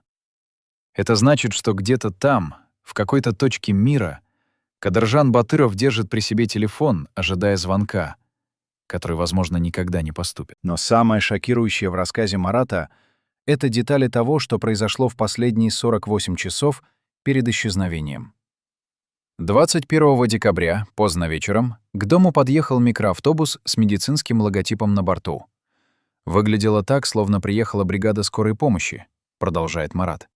Но это была не скорая помощь. Из микроавтобуса вышли 4 человека в медицинских халатах, и они внесли в дом носилки, на которых лежало тело, накрытое белой простынёй. Я видел это тело. Это был мужчина, примерно того же возраста и телосложения, что и Кадыржан Амурович. Но лицо было другое. Позже я узнал, что это был бездомный, который умер в одесской больнице от передозировки наркотиков несколькими днями ранее, и чье тело никто не опознал и не востребовал. Это тело было доставлено в дом, где его подготовили для похорон. Одели в костюм Батырова, положили в гроб, который уже стоял в одной из комнат, и на следующий день этот гроб был опечатан и отправлен в морг для официального оформления документов. Марат делает паузу. Его руки дрожат, когда он достает из папки фотографию. Размытый снимок, сделанный на телефон в плохом освещении, но на нем отчетливо видны носилки с телом и люди в медицинских халатах. Я сделал этот снимок тайно, потому что понимал, что когда-нибудь мне придется доказать, что я говорю правду. Это доказательство того, что в могиле на Одесском кладбище лежит не Кадыржан Батыров, а совершенно другой человек. Пока тело готовили к похоронам, сам Батыров находился в другой части дома, где его готовили к исчезновению. Я видел, как к нему пришел человек с чемоданом, полным париков, накладных усов, специального грима, который меняет черты лица, рассказывает Марат. Этот человек был профессиональным гримером, который работал в киноиндустрии и которого наняли специально для этой операции. Он провел с Батыровым около 3 часов, и когда Кадыржан Амурович вышел из комнаты, я едва узнал его. Седые волосы вместо черных, густая борода, очки в толстой оправе. Даже походка изменилась. Он стал сутулиться и двигаться медленнее, словно прибавил себе лет 10. Он посмотрел на меня и спросил. Я честно ответил, что если бы встретил его на улице, то прошел бы мимо, не узнав. Он улыбнулся. Первый раз за много дней я видел улыбку на его лице и сказал: «Квот 57». Эта трансформация была только первым шагом. В ту же ночь Батыров покинул дом через подземный туннель, который вел к соседнему зданию, где его ждала машина с затемненными стеклами. Марат проводил его до машины, и это была их последняя встреча лицом к лицу. Перед тем, как сесть в машину, он обнял меня. Единственный раз за все годы нашего знакомства. И сказал: «Квот 58». Я кивнул, и он уехал. Машина растворилась в ночи, и я больше никогда не видел Кадыржана Батырова. Но история на этом не заканчивается, потому что Марат продолжал выполнять свою работу даже после исчезновения босса. На следующий день, 22 декабря, я присутствовал на похоронах как один из охранников, говорит он. Я стоял у гроба, который был закрыт. Организаторы объяснили это тем, что тело сильно пострадало во время сердечного приступа и реанимационных мероприятий. Хотя на самом деле причина была в том, что лицо покойного не полностью совпадало с лицом Батырова, и при близком рассмотрении это могло быть заметно. Я видел, как родственники плакали, как друзья произносили речи о великом человеке, который ушел слишком рано. И все это время я знал, что это спектакль, что настоящий Батыров в этот момент находится где-то далеко, возможно, уже в другой стране, под другим именем, начиная новую жизнь. Это было самое тяжелое испытание в моей жизни. Стоять и молчать, зная правду, но не имея возможности ее раскрыть. Марат признается, что несколько раз был близок к тому, чтобы все рассказать. Особенно, когда видел, как обычные люди в Киргизии обсуждают смерть Батырова, как одни называли его героем бизнеса, а другие — вором и предателем. Но никто не знал, что спор идет о человеке, который на самом деле жив и слушает эти разговоры где-то из своего укрытия. Свидетельство Марата подтверждается документами, которые он передал журналистам. Среди них копия договора с похоронным бюро, в котором есть странная оговорка о том, что гроб должен оставаться закрытым во время церемонии по религиозным соображениям. Хотя Батыров не был религиозным человеком и никогда не следовал подобным традициям. Также в документах есть квитанция об оплате услуг морга на сумму $15 000. Сумма, которая в 10 раз превышает стандартную стоимость таких услуг, что наводит на мысль о том, что деньги платились не только за оформление документов, но и за молчание сотрудников. Еще один документ — это распечатка телефонных звонков с номера Батырова в последние дни перед смертью. И среди этих звонков есть несколько на номера, зарегистрированные в Турции и ОАЭ. Причем продолжительность некоторых разговоров превышает час, что говорит о том, что обсуждались серьезные вопросы, требующие детального планирования.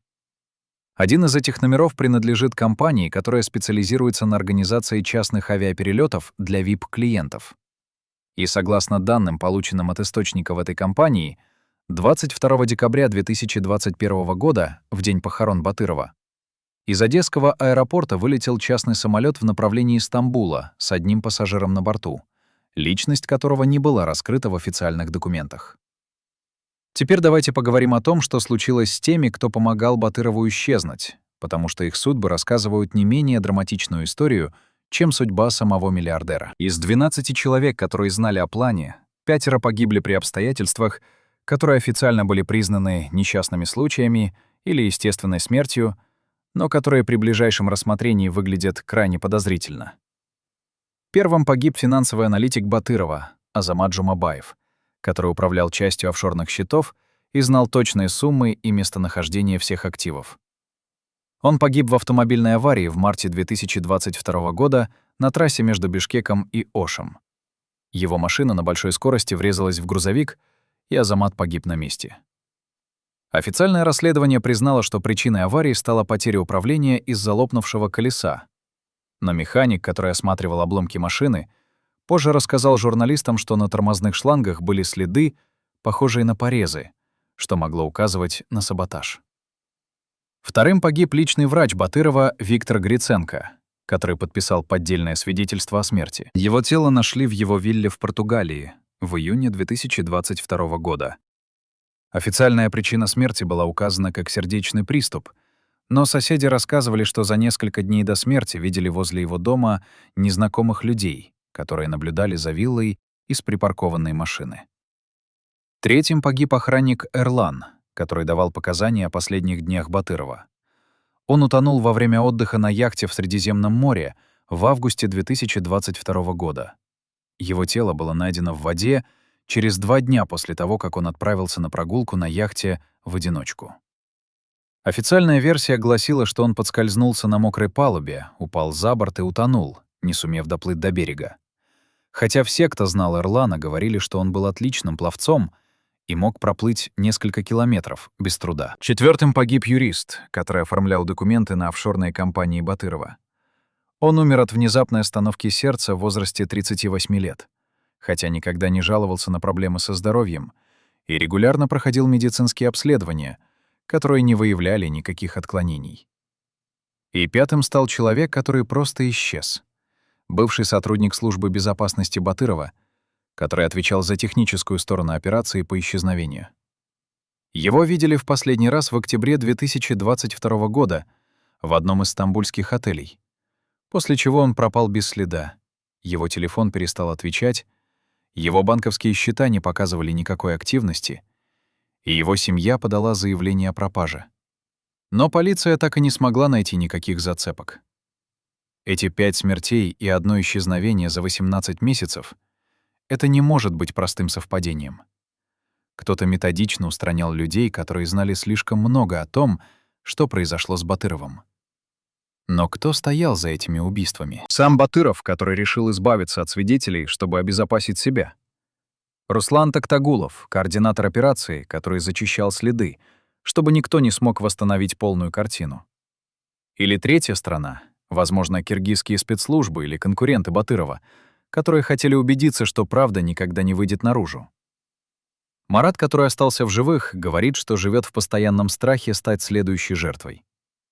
«Я знаю, что мое имя есть в том же списке, что и имена тех 5, признается он.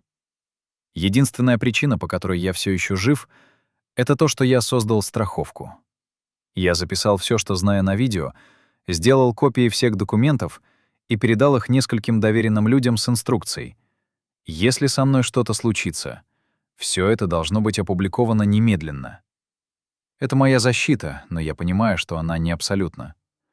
Рано или поздно они могут решить, что риск того стоит, и тогда я стану 6-м. Но кто такие они? Марат не называет имен, но намекает на то, что за всей этой операцией стоит не просто один человек или даже одна организация, а целая сеть влиятельных людей, которые имеют интерес в том, чтобы правда о Батырове осталась скрытой. «Подумайте сами», — говорит он. Батыров не мог организовать все это в одиночку. Ему нужны были связи в правительстве, чтобы получить документы.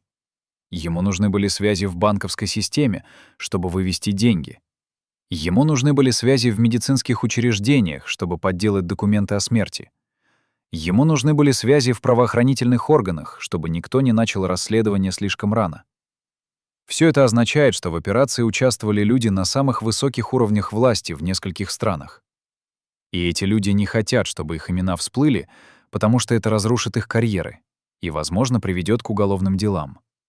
Поэтому они готовы на все, чтобы сохранить тайну, включая устранение свидетелей. Эти слова Марата подтверждаются анализом, проведенным независимыми экспертами по коррупции, которые изучили схему исчезновения Батырова и пришли к выводу, что такая операция требовала участия минимум 20-30 человек на ключевых позициях в государственных структурах Киргизии, Украины и Турции. Теперь давайте обратимся к финальному предательству, к человеку, который был ближе всех к Батырову и который в конечном итоге сыграл решающую роль в его исчезновении. Этим человеком был не Руслан Токтагулов, координатор операции, и не кто-то из внешнего круга. Это был член семьи Батырова, человек, которому он доверял безоговорочно и который использовал это доверие, чтобы обеспечить себе контроль над большей частью активов миллиардера после его исчезновения. Согласно документам, полученным от Тимура и Марата, этим человеком был старший сын Батырова, Эмир, который в последние годы жизни отца занимал должность финансового директора в одной из ключевых компаний семейной империи. Эмир был тем, кто имел доступ ко всем счетам, кто знал пароли и коды, кто мог перемещать деньги без лишних вопросов. И именно Эмир, согласно свидетельствам, был тем, кто предложил отцу план исчезновения, представив его как единственный способ спасти семейное состояние от конфискации властями. Но настоящая цель Эмира была другой. Пока Батыров готовился к исчезновению, веря, что после этого он сможет управлять своими активами через доверенных людей, Эмир тайно переоформлял контроль над ключевыми компаниями на себя, используя доверенности, которые отец подписал, не читая внимательно. К моменту, когда Батыров исчез, большая часть его империи уже юридически принадлежала Эмиру, и отец оказался в ловушке. Он не мог вернуться и оспорить эти действия, потому что официально был мертв, и любая попытка заявить о своих правах означала бы раскрытие всей аферы и неминуемый арест. Эмир знал это и использовал ситуацию в своих интересах. Согласно финансовым документам, в первые 6 месяцев после исчезновения Батырова Эмир продал несколько крупных активов семейной империи, включая долю в телекоммуникационной компании и несколько объектов недвижимости, получив от этих сделок около $30 миллионов, которые были переведены на его личные счета в офшорных зонах. Когда Батыров узнал об этом, а он узнал, потому что у него остались источники информации в компаниях, было уже поздно что-то менять. Марат рассказывает о разговоре, который он случайно подслушал между Батыровым и Эмиром за неделю до исчезновения. Они говорили в кабинете, дверь была приоткрыта, и я слышал, как Кадыржан Амурович спрашивал сына. Эмир отвечал спокойно, почти холодно. Нижнее подчеркивание «квоут», нижнее подчеркивание 6-2, нижнее подчеркивание. Но в его голосе не было тепла, не было той сыновней любви, которую можно было бы ожидать.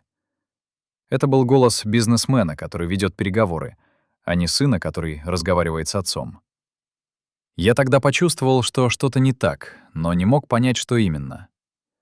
Теперь, зная, что произошло потом, я понимаю. Эмир уже тогда планировал предательство. Он уже знал, что как только отец исчезнет, вся власть перейдет к нему, и отец ничего не сможет с этим поделать. Это предательство было особенно болезненным для Батырова, потому что Эмир был его любимым сыном, тем, кого он готовил как своего преемника, кому передавал все свои знания и опыт. И именно этот сын нанес ему удар в спину в самый уязвимый момент. Судьба Эмира после исчезновения отца сложилась успешно, по крайней мере, внешне. Он стал одним из самых богатых молодых бизнесменов Киргизии. Его фотографии появляются в глянцевых журналах, он посещает светские мероприятия, дает интервью о том, как продолжает дело отца, и чтит его память. Но те, кто знает правду, видят в нем не успешного предпринимателя, а предателя, который украл наследство у собственного отца и построил свое благополучие на лжи и обмане. Более того, есть свидетельство того, что Эмир был одним из тех, кто давал указания об устранении свидетелей, которые знали слишком много. Один из выживших членов внутреннего круга Батырова, который согласился говорить только анонимно, утверждает, что получал угрозы от людей, которые представились как работающие на Эмира. И эти угрозы были достаточно конкретными, чтобы заставить его бежать из страны и скрываться под чужим именем. Мне сказали, либо ты молчишь и получаешь деньги за молчание, либо с тобой случится то же, что случилось с Азаматом и Эрланом, рассказывает этот человек. Я выбрал молчание, потому что хотел жить. Но теперь я понимаю, что молчание не спасет меня навсегда. И поэтому я решил рассказать правду, пока еще могу. История предательства Эмира — это не просто семейная драма. Это символ того, как деньги разрушают самые священные узы, превращая отцов и сыновей во врагов, любовь в расчёт, доверие в оружие. Батыров, который всю жизнь боялся предательства со стороны партнеров и конкурентов, в итоге был предан тем, кого любил больше всего. И это предательство оказалось самым болезненным из всех. Где бы он ни находился сейчас, он живет с этой болью, зная, что его сын не только украл его состояние, но и украл его имя, его наследие, его место в истории. Эмир представляет себя как продолжателя дела отца, но на самом деле он уничтожил все, что отец пытался построить, превратив семейную империю в источник личного обогащения, не заботясь о тех принципах, пусть и сомнительных, которыми руководствовался Батыров. Теперь, когда мы знаем всю историю, от планирования исчезновения до предательства сына, от подмены тела до устранения свидетелей, остается последний вопрос. Что случилось после того, как Батыров исчез? Куда привела его новая жизнь? И самое главное, доволен ли он тем выбором, который сделал? Согласно информации, полученной от источников, близких к семье, Батыров действительно прошел операцию на сердце в одной из частных клиник Стамбула в начале 2022 года, через несколько месяцев после своего исчезновения. Операция прошла успешно, его состояние стабилизировалось, что дало ему еще несколько лет жизни. Но эти годы он проводит не в роскоши и комфорте, как можно было бы подумать, а в относительной изоляции, живя под чужим именем в небольшой вилле на окраине одного из турецких городов, избегая публичных мест и контактов с людьми, которые могли бы узнать его. Его дни проходят в однообразии.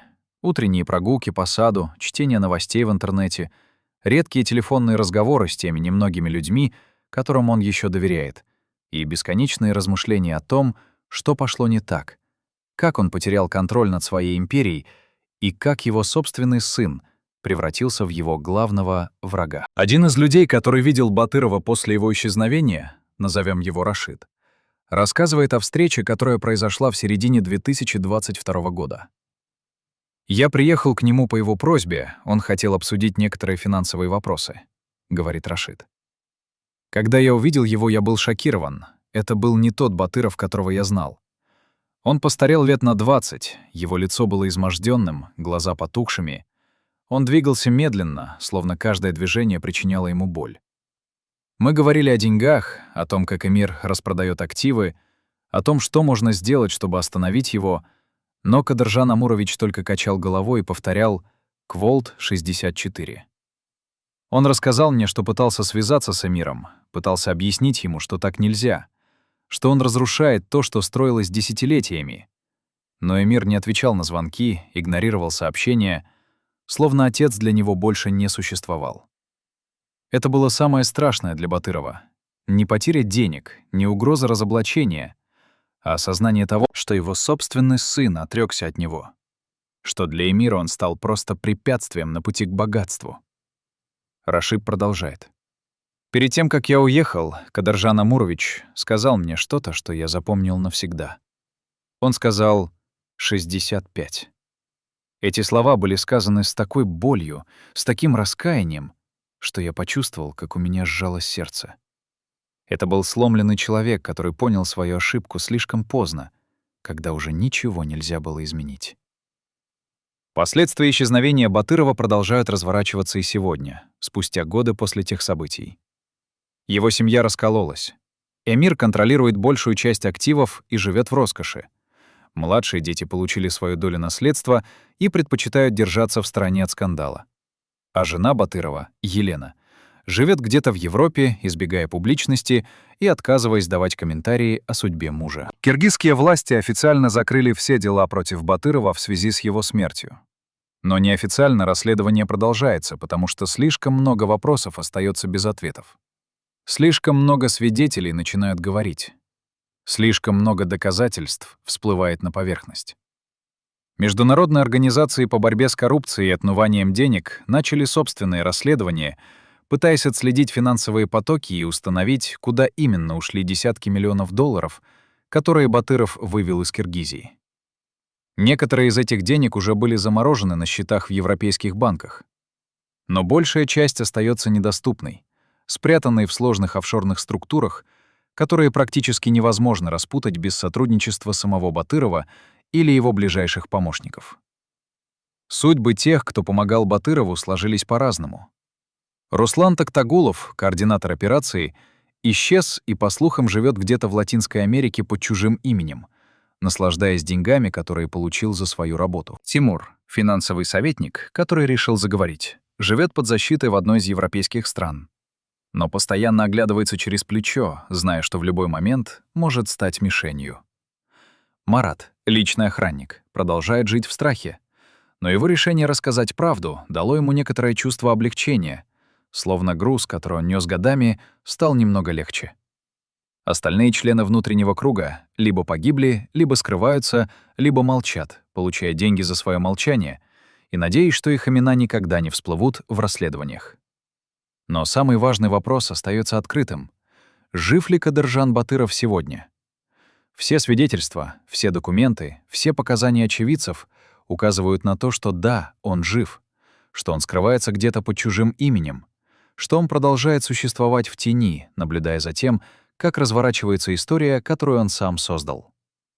Но есть и другая версия. Версия, которую высказывают некоторые эксперты, и которая звучит еще более зловеще. Что если Батыров действительно умер, но не в декабре 2021 года, а позже, уже после своего исчезновения? Что если операция на сердце прошла не так успешно, как планировалось? Или что если его здоровье ухудшилось настолько, что он не смог выжить? Что если все эти свидетельства о том, что его видели в Турции или ОАЭ, это либо случаи ошибочной идентификации, либо намеренно созданные ложные следы, чтобы поддерживать иллюзию того, что он жив, в то время как на самом деле его тело покоится где-то в безымянной могиле, и никто никогда не узнает правду. Эта версия кажется маловероятной, но она не может быть полностью исключена, потому что в этой истории слишком много лжи, слишком много манипуляций, слишком много людей, которые имеют интерес в том, чтобы правда осталась скрытой. Возможно, мы никогда не узнаем окончательного ответа на вопрос о судьбе Кадыржана Батырова. Возможно, эта тайна останется нераскрытой еще многие годы, пока не появится кто-то, кто решит рассказать всю правду, или пока не будут найдены неопровержимые доказательства. Фотография, видеозапись, документ, который не оставит места для сомнений. Но пока этого не произошло, мы можем только строить предположения, анализировать факты, слушать свидетелей и пытаться собрать воедино кусочки этой сложной головоломки. Что изменилось в Киргизии после исчезновения Батырова? Его империя была разделена между наследниками и частично распродана. Рабочие места, которые он создавал, постепенно исчезли, потому что новые владельцы интересовались только быстрой прибылью, а не долгосрочным развитием.